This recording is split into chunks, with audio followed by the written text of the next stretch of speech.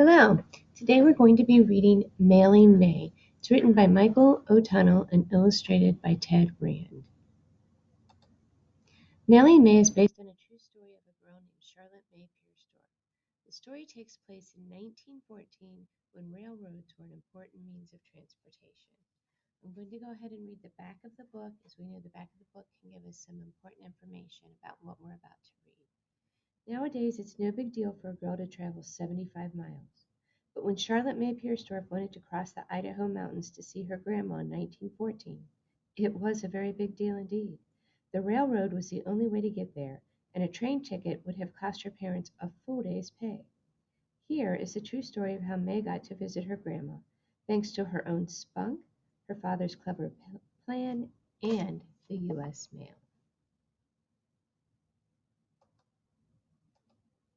Okay, what questions do you have about the book? What are you wondering about the book? Remember, we ask questions as we read to help us think about what we're reading, and then we can read for answers to our questions. Okay. It all started when Mom and Pa promised I could stay a spell with Grandma Mary, who lived a million miles away through the rough old Idaho mountains. But when I asked Ma if it was time to go, she just shook her head and sighed real deep. So I tried asking Pa. "No money," said Pa. "Train tickets cost $1.55, May. I work all day to make that much. Maybe next year." But I just couldn't wait a whole year. So the next morning when Ma bundled me in my heavy winter coat and sent me out to play in the snow, I made a beeline for Alexander's department store. Mr. Alexander called his hello from atop a ladder. "I need a job," I said. "I need money for the train." Mr. Alexander smiled as he stepped down to the floor. "A job, is it? I wish I could hire you, May, but all the jobs around here are grown-up jobs, like counting money and lifting heavy cartons." I must have looked mighty sad, because Mr. Alexander reached for a jar of peppermint sticks. The sweet, wintry taste didn't do much to cheer me as I slogged my way home. Things only got worse when Pa came back from work that night.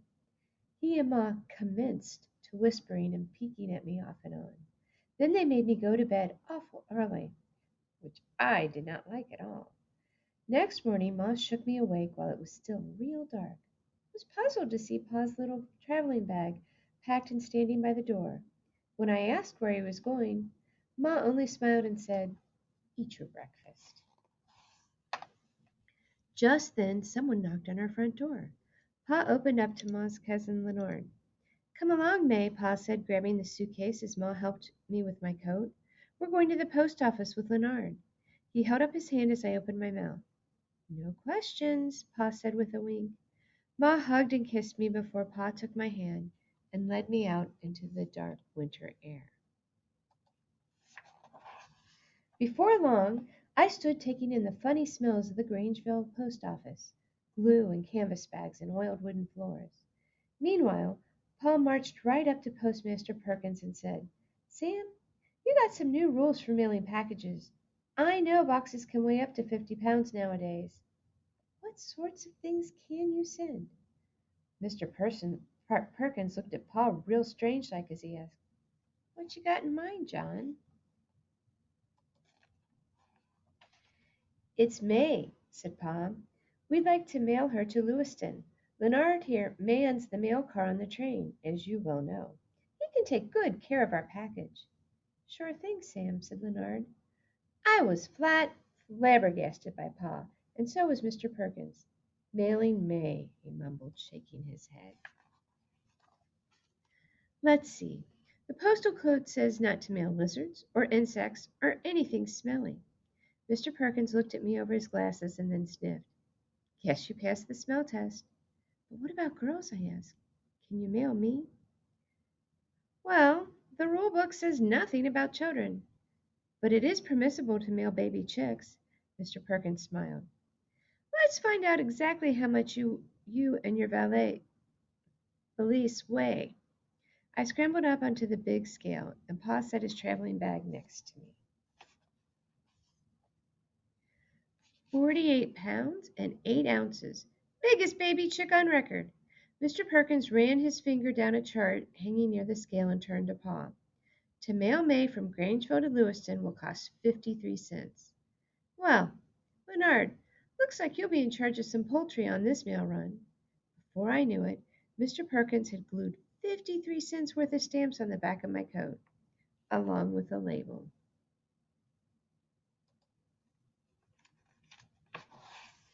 Pa hugged me and told me to be good to Grandma Mary.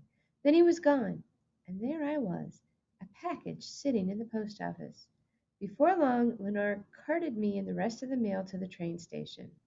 The big black steam engine was already waiting, hissing and snorting like a boar hog. The sight made me go all tingling, seeing as I'd never ever ridden on a train before. After Leonard loaded the mail bags and a few other packages, he called out, "Time to go, May." Then he helped me up the steel steps. At exactly 7 o'clock, the train chugged away from my home and headed down the mountain. I felt as adventurous as Daniel Boone.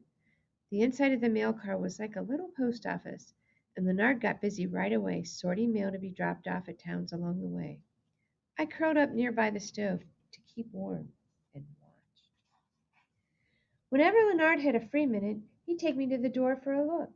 My, oh my, what sights there were to see! Why, we hung on the edge of mountainsides and crawled through tunnels. We crossed deep valleys on top of tall, spidery trestles that Leonard called steel on stilts. Then, long about Lapwing Canyon, where the train track twists back and forth down the mountain, I began to feel somewhat less adventuresome. Instead, I was feeling dizzy and weak in the stomach. I was about to run to get some fresh air when I heard an angry voice at the door. "Leonard!" yelled a man in a uniform. "That girl better have a ticket or money to buy one."